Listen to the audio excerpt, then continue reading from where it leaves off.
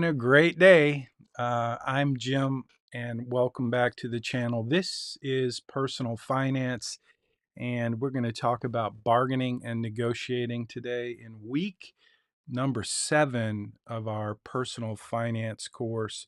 So we're jumping in. I'm in my favorite place. This is my little playground, my studio at the house, and I think everything's working today, which is always nice.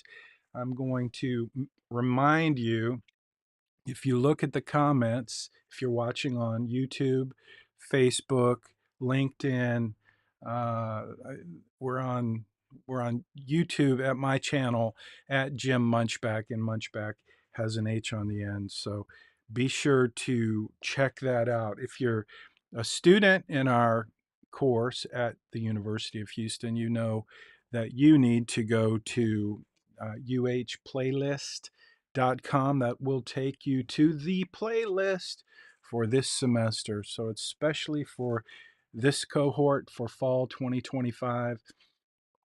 And as you know, as I've mentioned a couple of times, several times throughout this semester, this is my last semester to teach at the University of Houston before I take a 1-year sabbatical. So I'm getting a little bit, what's the word? It's kind of like spring fever, I guess. Looking forward to summer vacation, however you want to think about that. But we are in week 7. And the truth is, these semesters, the older you get, the faster they go. I don't know about you guys. When you're in school, sometimes the semesters seem to just poke along. But for me, it's going pretty fast. So we are in week 7. And so I'm going to try to uh, cover everything you need for this week's assignment. This week's assignment is really not difficult at all. But what I'm finding is the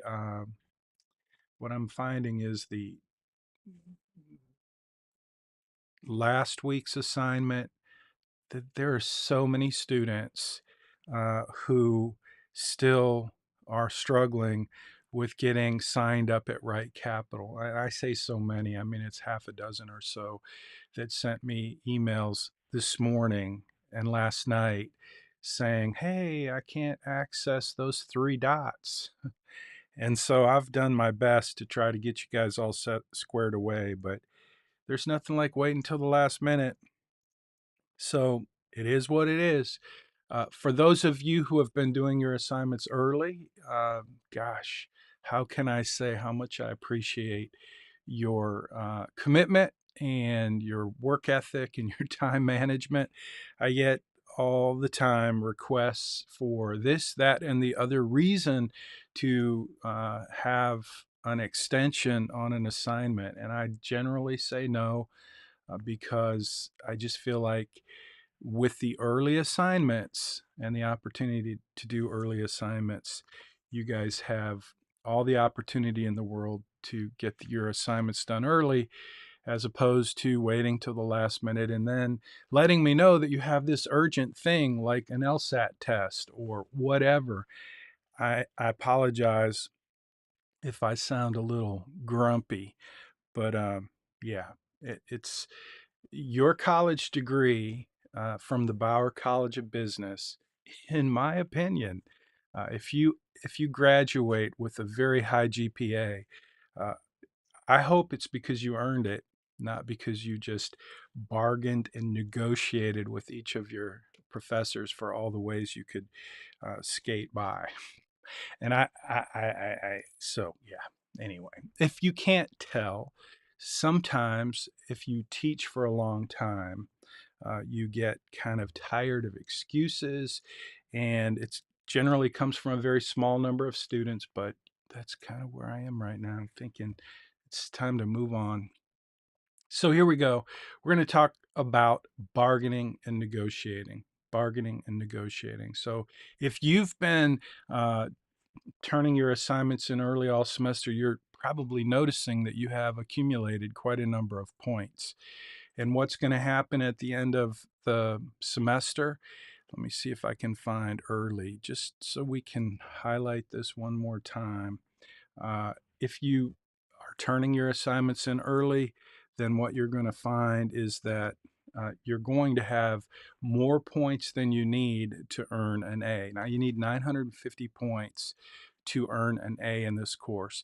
There's theoretically 1,000 points available, and you will find if you're turning your assignments in early that you're going to be way ahead, so you'll have more than 1,000 points. And what will happen is when we get to the last assignment, week 12, the blueprint for financial success, that's the assignment that we have made intentionally somewhat challenging, in that you have to turn in all of your spending data for the whole semester. You have to track that.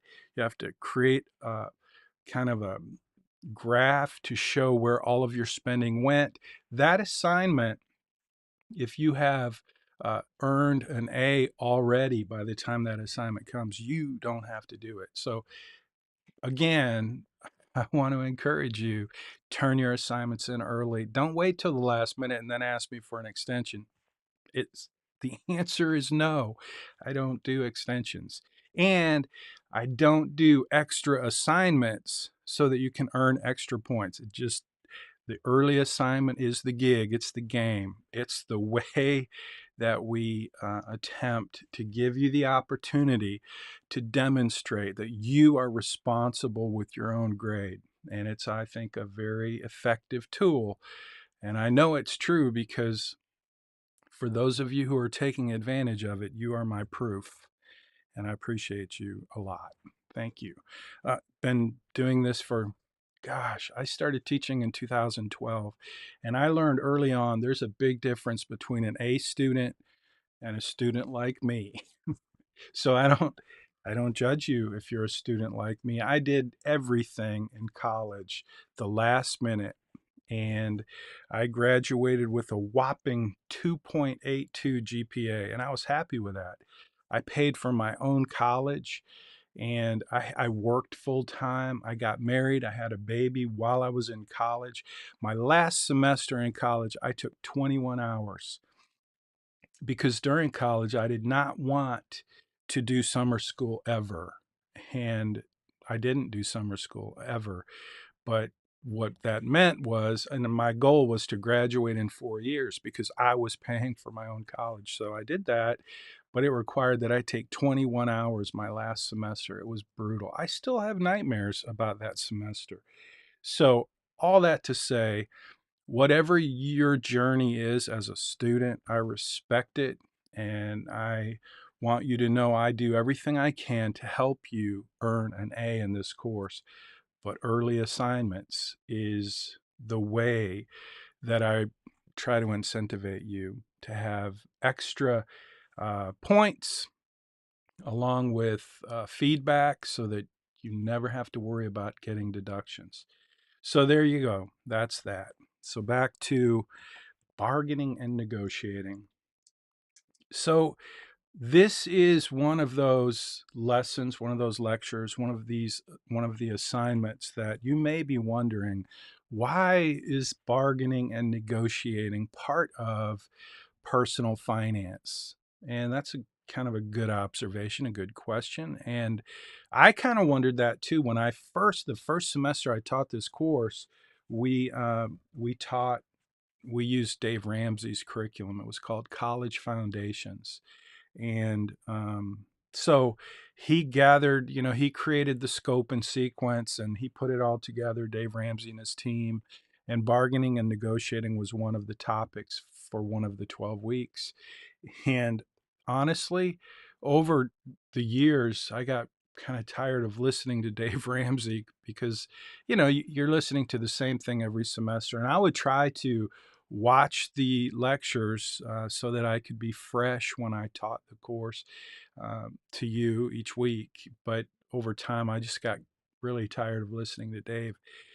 Anyway, there was one lecture that I never got tired of. I always appreciated and enjoyed Dave's enthusiasm about the topic of bargaining and negotiating. So if you've never listened to Dave or watched Dave Ramsey talk about bargaining and negotiating, I wish I could show you those videos, but they're obviously copyrighted and I don't have access to them. So, Dave, if you or someone on your team is listening, if you want to donate one of those videos of Dave talking about bargaining and negotiating, I would love to share it with my students.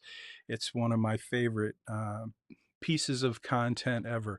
Dave loves to bargain and negotiate. And I think the reason that that's special to me is because I love to bargain and negotiate everything. And so in this lecture or this lesson, this assignment, uh, I'll tell you right now, the let's go to see if I can find the secret class collaboration. So it is 10:10 a.m. and I'm going to tell you what this week's secret class collaboration is. In fact, if you look in the comments, it's not that big of a secret. And this week's secret class collaboration uh, discussion or conversation, what I want you to talk about is this. So I'll tell you what this is. Just listen for a minute.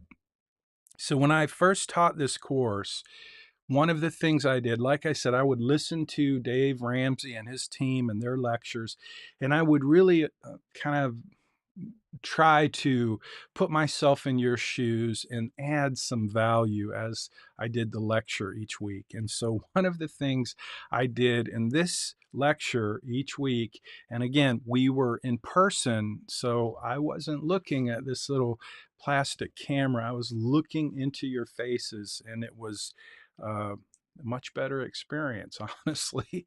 Than actually, I don't have to deal with traffic. Okay. So this experience is okay with me, but I do miss looking into your face and asking you questions and having real conversations. I don't know about you, but like I miss that. And but on the other hand, I don't want to fight traffic and I don't want to park on campus. So I'm like you. You know, the convenience of an asynchronous course is appealing in many ways, but nonetheless, this particular lecture, I always enjoyed having this conversation with the folks in the room. And it's kind of like this. I would say, I want you to imagine, and I want you to imagine today, right now, that we're in a room, all of us are together, and we're having a conversation about bargaining and negotiating. And I want you to think about this side of the room over here. This is the side I'm on. It's this side of the room. And this side of the room is where all of us who really like to bargain and negotiate. We're not afraid of it. We think it's fun. We basically would try to bargain and negotiate everything. Okay. This side of the room is the Dave Ramsey side of the room who love to bargain and negotiate everything. On this side of the room, on the other hand, I'm looking for a picture of my wife. Yeah, I'm not seeing it. So, uh, you can see I'm scrolling down and I'm looking for, I know I have it and it's in there somewhere, but yeah, I'm not going to find it. So, my wife, Connie, I introduced you to my wife, Connie, previously, but she's on that side of the room. And I want to know, which side of the room are you on? That side of the room where my wife is, she does not enjoy bargaining and negotiating. She finds it a little awkward, uncomfortable. She even feels like it's a little rude. She doesn't like to bargain and negotiate. So she's very thankful she's married to me because I bargain and negotiate everything, or at least I try to. So, what I want to know from you this week's secret class collaboration is, which side of the room are you on? Are you on that side of the room with me, where you love to bargain and negotiate everything? Or are you on that side of the room where you're like my wife, Connie, and so many other people, especially students that I've had the privilege of getting to know over the years. On that side of the room, if you're on that side of the room, then you don't love to bargain and negotiate. And so this lecture, this lesson, this week's assignment is especially for you. Now, if you're on this side of the room with me, then you can especially hopefully make an impact by sharing your story in this week's secret class collaboration by sharing some experience you've had in bargaining and negotiating, some success story maybe. You can share whatever you want to share about this, but you have to talk about which side of the room are you on. And if you're on this side of the room, I'm asking you to bring it. Okay, just talk about some way that you bargained or negotiated, something that demonstrates that you've got that thing that Dave Ramsey has, that I have. And lots of folks have it. Every single person listening right now, there is someone in your orbit, in your family, who is really good at bargaining and negotiating. And if you want to talk about that person, that's cool too. Just that's your secret class collaboration this week. So let's get back into uh, how to bargain and negotiate everything. Now, it's kind of funny. Bargaining and negotiating everything isn't realistic, right? There are some things you can't really bargain and negotiate. I don't know what they are, but one of the things we did in back in the day when we were all together is I would go to the whiteboard and I'd make a list and I would ask you to tell me all of the things that you could not bargain or negotiate. And so students would just make a long list. Like one of the things that was consistently on the list of things that you could not bargain or negotiate was groceries. Another thing was tuition. And then occasionally we would have your pay, your salary would students would tell me, yeah, you can't bargain and negotiate how much you get paid from your employer. So obviously, as we made that list of things that were not negotiable, that you could not bargain or negotiate, as we made that list on one side of the whiteboard, some students would be puzzled and they'd be like, wait, professor, no, I negotiate that all the time. And so what I discovered is most things you can bargain and negotiate in some way. Okay, so today I'm going to share the seven. I think I have my seven. Let's see if I think I have my list. I know it's in the comments. So if you look at the comments, I laid them all out. There we go. I've got a few up there. And these are just basic, these are things I call negotiating skills that I would encourage you to consider and maybe practice. Because the truth is, bargaining and negotiating, even if it's not something that you feel like you love doing, it is a skill. It is, and it can be learned. And that's my hope for you, is that you will consider learning a few of the basic skills related to bargaining and negotiating. And here's why. Here's why. This is why this assignment matters. I'm looking for, I don't have a list of, I should put together a nice screen show that says this is why it matters. But this is why it matters. And this is another conversation I would always have when I taught this topic and when we were all together. And it was this. This is sometimes the secret class collaboration question, but it was definitely always part of the conversation when I taught in person. And it's this.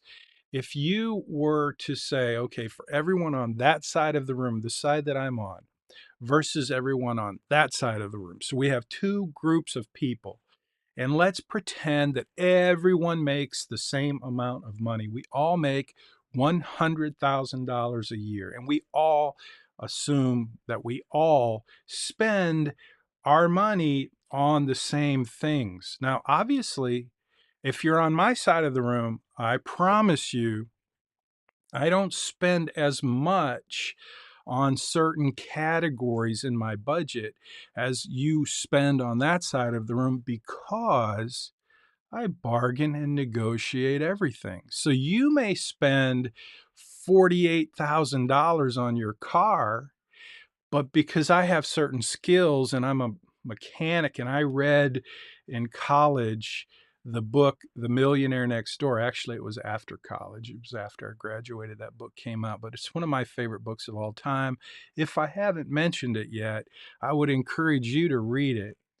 It's called The Millionaire Next Door, and it's a book about people who are millionaires. And back then, when that book was published, being a millionaire was a much, much bigger deal than it is today.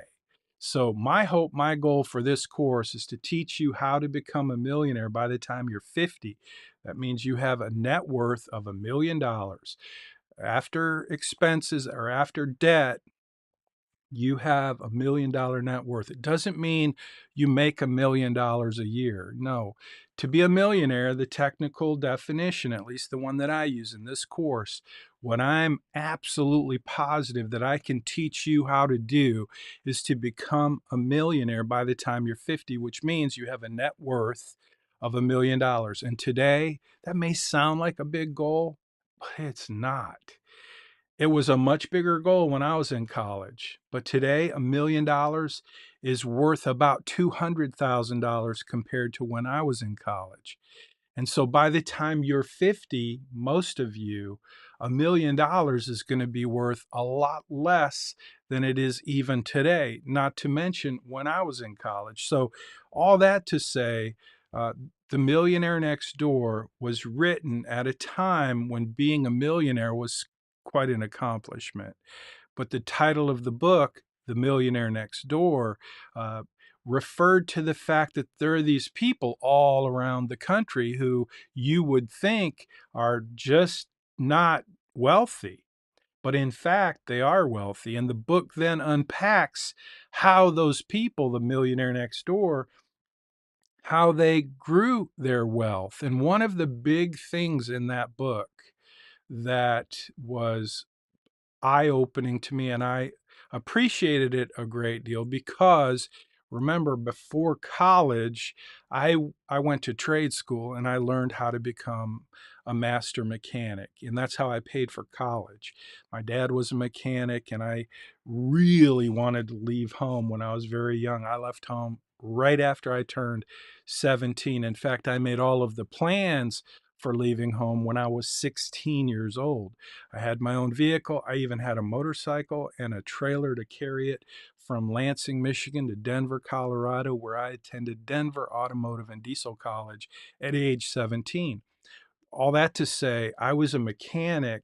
So when I read The Millionaire Next Door, like the number one thing they talked about was how the millionaire next door would buy used cars. Yeah, used cars, because the millionaire next door was smart enough to know that buying a new car every year, every other year, every 3 years, whatever, the depreciation on that car was expensive. And the truth is, today more than ever, being a consumer, being the person who is attracted to everything that everyone is trying to sell you, is very, very, very expensive, especially not especially, but for sure, that's true about automobiles, about cars. And so when I read that book, The Millionaire Next Door, I was I was attracted to it. It was the first time in my life that I realized that it's possible for me to become a millionaire. And I set in my mind the idea that, hey, according to this book, The Millionaire Next Door, because I can find a good deal on an automobile and spend a fraction of the money that all my friends were spending buying new vehicles, I would be that far ahead of the game. So, uh, that's that's that story takes me back to the question that I wanted to put before you. If you're on this side of the room, like me, bargaining and negotiating everything, versus folks on that side of the room who really don't bargain or negotiate anything, Remember, we all make $100,000 a year, and we all basically purchase the same things with our money. We have the same budget items, but we spend different amounts of money because folks on my side of the room, we bargain and negotiate. Like we buy used cars instead of new cars. We uh, shop around for our electric to get the lowest cost per kilowatt hour. We use coupons when we go to the store, the grocery store. We negotiate our job and our income with our boss, and we're pretty good at it because we're good at our job. So all these things come into play.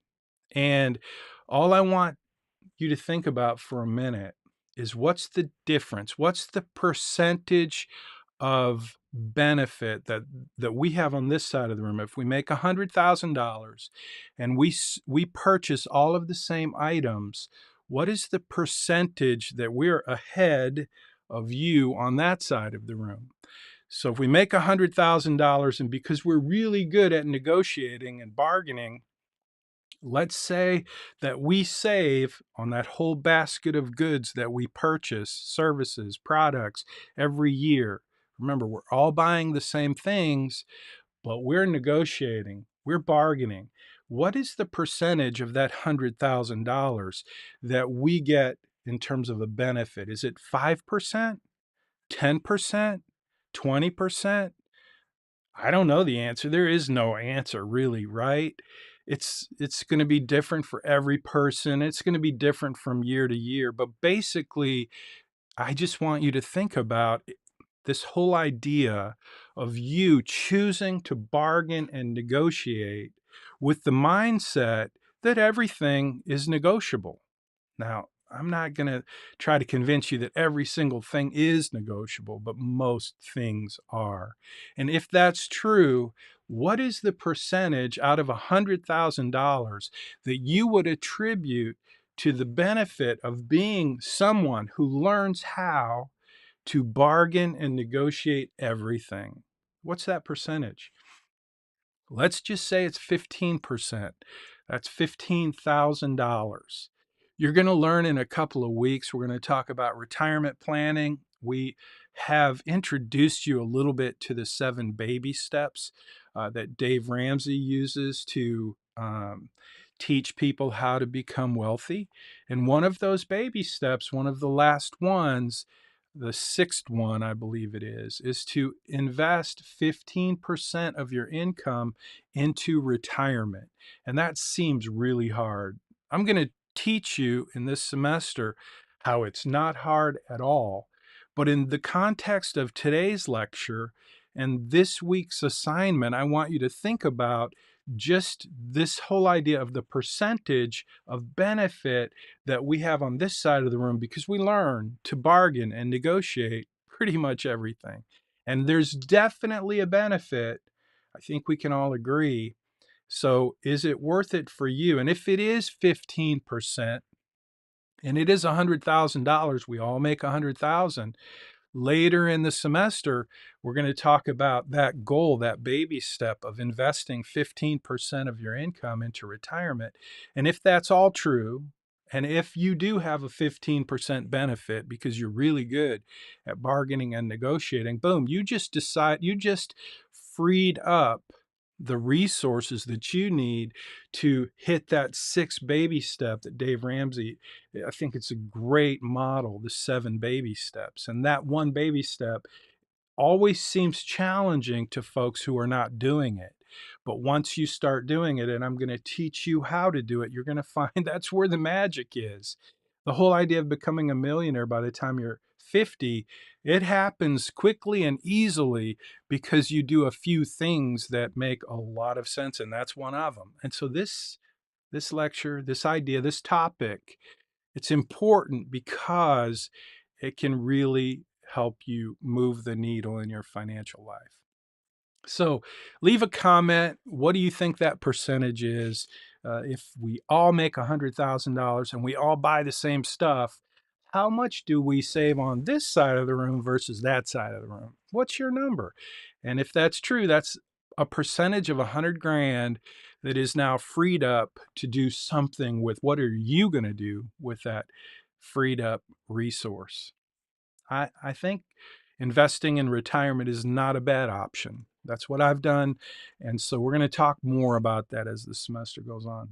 Okay, so before I forget, I'm going to talk a little bit about what you are going to do as far as your assignment. Let's see, do I see somewhere in there I think this is Mr. Ramit. Yes. So I met this guy, Ramit Sethi. It's always hard to say his name. Let's see, I have it. Let me go here and show you. So you're going to watch this video of Ramit, and he's going to talk about how to bargain and negotiate your salary. He and his Todd, I believe, is who he interviews. It's kind of a mock interview, but it's a really good. It's a great tool. I think it's great.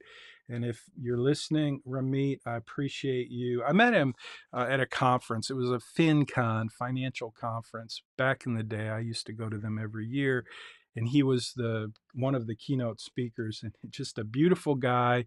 He wrote a book called "I Will Teach You to Be Rich," and I thought that was just. And his website was "I Will Teach You to Be Rich."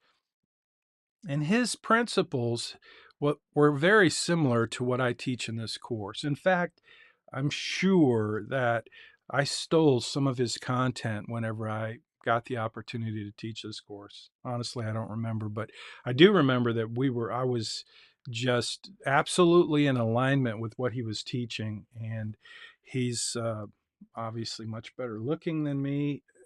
I haven't seen him in a while. I hope he's doing great. If you're not, Ramit, if you're out there, if you're watching, I hope you're doing great. Thanks for contributing over the years, because this has been part of this assignment for, gosh, since 2012, and this may be the last time we teach this lesson. So I hope you'll enjoy it. I hope you'll learn a lot. I think it's a very valuable assignment. So don't forget. I'll be, by the way, after this semester is over, I'll be continuing to post financial literacy content on my channel at Jim Munchback. So if you want to stay connected, that's one way you can do it. Hit the subscribe button, like the video. Doesn't cost you anything to do that, and it really helps the channel. If you notice, we have like 300 subscribers, and I'm going to be working on improving that, increasing that, because my channel, I just started using my channel at Jim Munchback not even a year ago. So if you're not a subscriber and you're finding value in these videos, please help us out, and I'll continue to create content after this semester's over. But this is the last semester I'm going to teach before my sabbatical, and then I'm going to decide whether or not I'll come back and teach.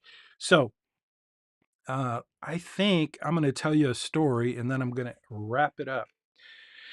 So let me just see, where can we go? I think I'm going to find the perfect screen to put this on. I think I will just go right here. Okay. This is how to bargain and negotiate. I'm going to tell you a story, and then we're going to be done. Oh, before I tell the story, though, I do want to mention that I got 2 emails from students who were not able to access this course in Canvas. I got 2 emails, 2 students. So I don't know if that means we have a problem across the board. I was able to access this course in Canvas, but if you're not, leave a comment.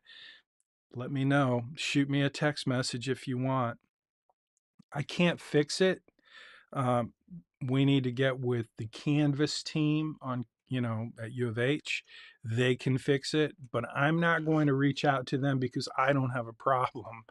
It's apparently on your end, and it doesn't sound like it's on everyone's end, but 2 students have emailed me. So I'm curious, are you able to access Canvas? If you are, leave a comment send me a text message or an email to let me know that you are able to access Canvas. And same thing, if you're not able, don't expect a reply. Just send me a message and let me know if you're not able to access this course in Canvas today. I don't know what the issue is. And again, I can't fix it.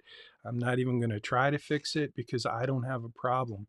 But I'm very curious and I am eager to know if it's a widespread problem or if it's just a couple of students, and I don't know the answer to that. So here's my story about bargaining and negotiating, and then we'll wrap it up.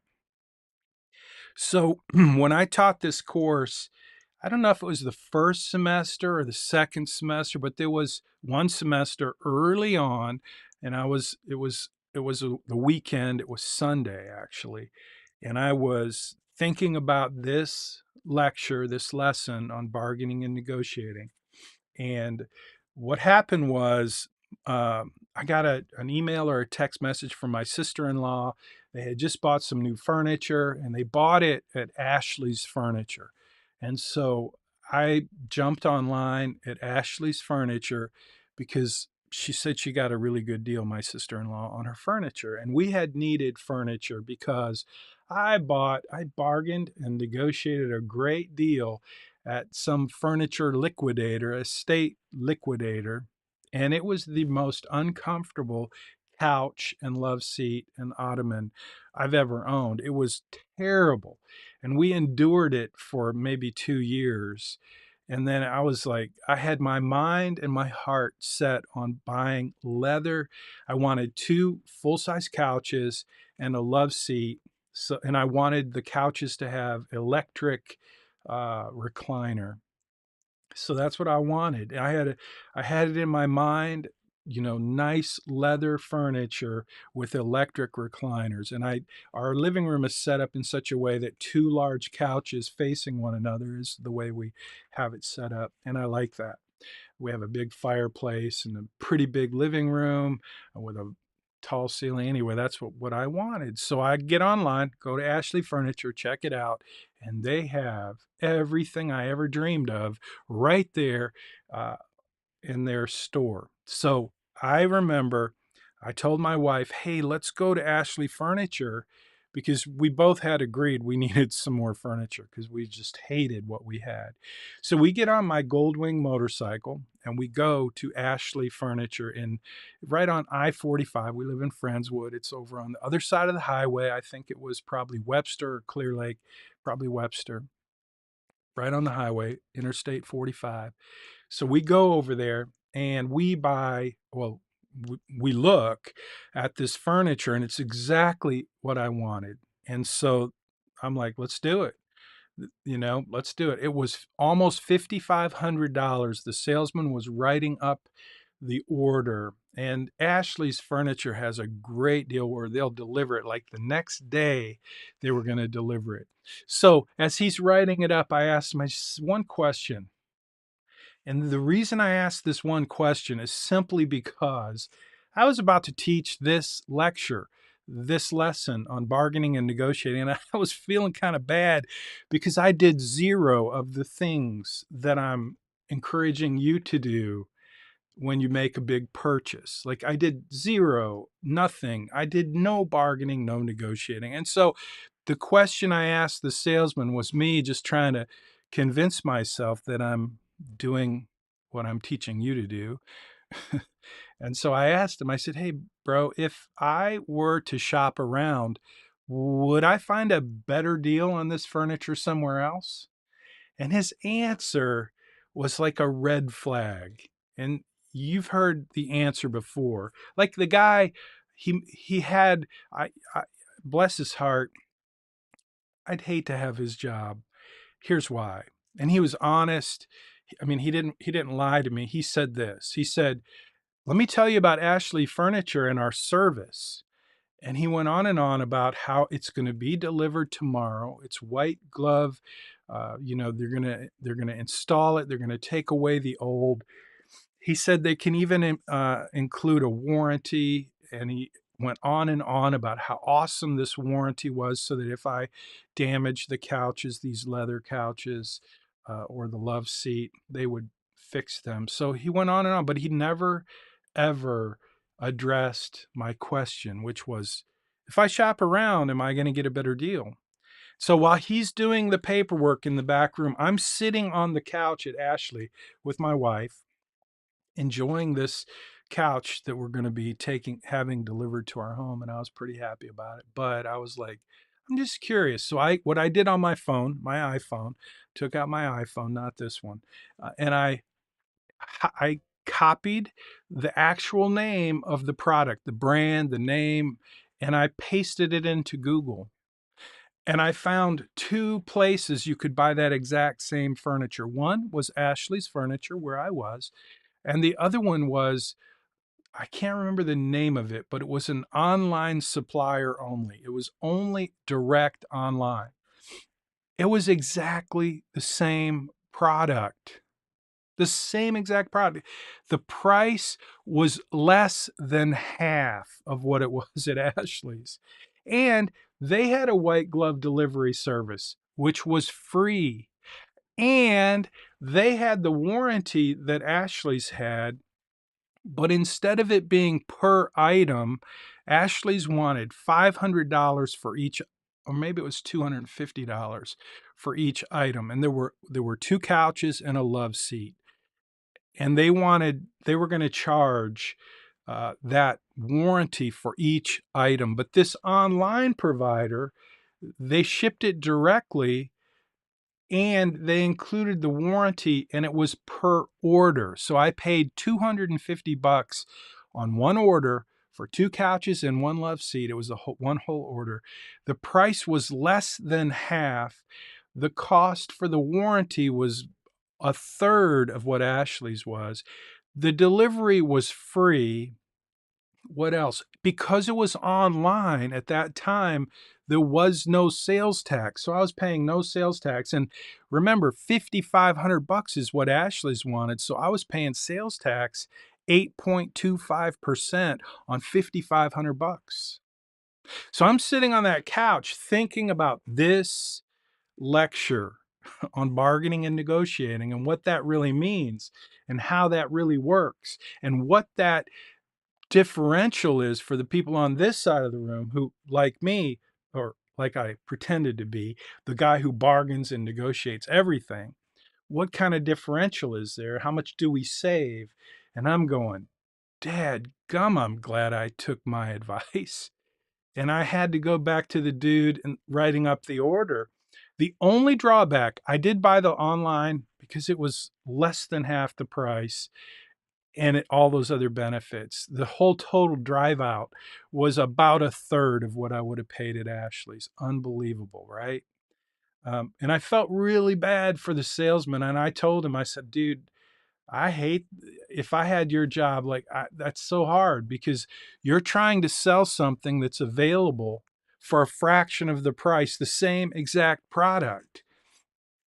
I don't know how you do that. And I felt really bad for him. And I had like $36 in my motorcycle. I don't generally carry cash, but I always try to carry a little emergency cash in my motorcycle. I went and got all the cash I had. It was literally like 30 some dollars. And I gave it to the guy and I said, I like to give tips for good service. And I wish I had a couple $100. I would give you a couple $100, but this is all I have. I'm really sorry, but you can cancel our order because that's not a good deal and I'm not going to buy it. And I'm sorry for wasting your time. But I sat there on that couch with my iPhone. It was an iPhone 7 at the time. And I remember being shocked that I found that exact same product for that price. And so my hope, all that story is just to try to convince you that being on this side of the room makes a difference.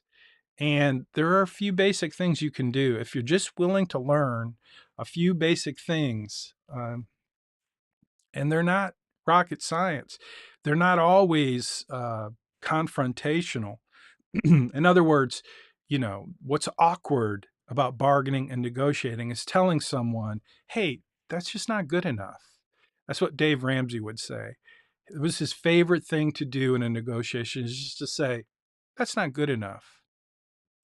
Another thing he would do, which I encourage you to practice, it's probably number 1 on my list, and that is just be quiet. Like, say, "That's just not good enough," and then shut up and just be quiet, because silence in negotiation is really golden. Timing is also hugely important. I I have so many stories about things that I've negotiated and bargained. Um, but one thing is cars and motorcycles. And I can just tell you, if you're buying from a dealer, timing makes a huge difference. And you'll see that on the screen, um, a car lot. But I promise you, if you ever want to buy a used vehicle, if you wait until the end of the month, you're going to get a better deal because the dealer wants to get it off their lot by the end of the month. If you wait until the end of the quarter, it's even more pressure on the dealer to get that, there you go, to get that vehicle off the lot. And if you wait until the very last day of the year, it's a smoking opportunity if you're in the market for a used car. So that's just one example. There are so many. I hope you will go and just practice bargaining and negotiating and come back and tell me your stories. So that's it. That's it. Let's just make sure we yeah, I think that's it. We got the secret class collaboration. I look forward to seeing that. And don't forget, let me know if you're having trouble accessing Canvas. I want to know. And if you're able to access Canvas, I want to know. I appreciate it. You guys have a great week. Thanks for the work you do. I'm enjoying my last semester to teach before my 1 year sabbatical. And many of you are making that super fun and easy. And I appreciate that. And that's especially for those of you who are turning your assignments in early. And I like to leave us with the call to action for the rest of the semester. Do your assignment early. Don't send me emails asking for an extension. Don't send me emails asking for extra credit assignments, because the answer is no. If you have a death in the, I hate to say it that way, but there are times I give extensions, but they're not because you didn't manage your time well. Most things are coming, and you wait and don't wait till the last minute and ask me if I'll give you an extension, because it's just not happening. Okay, I'm going to hit the finish button now, and I'll see you next week, and I'll see you in